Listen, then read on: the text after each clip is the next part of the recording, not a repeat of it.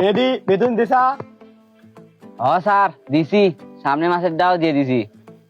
আশিক তুমি বেতন দিছা? স্যার এই মাসে দেওয়া পারিনি, সামনে মাসে দেবো।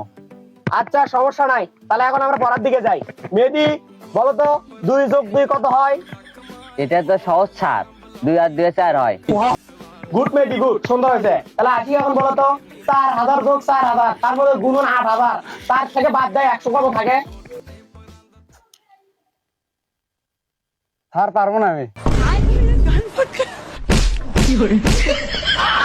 মেহেদি এখন বলো তো বাংলাদেশ 1971 সালে কার সাথে যুদ্ধ করেছিল? স্যার এত সহজ প্রশ্ন আমাকে ধরলে হবি? এটা তো সহজ, পাকিস্তানের সাথে।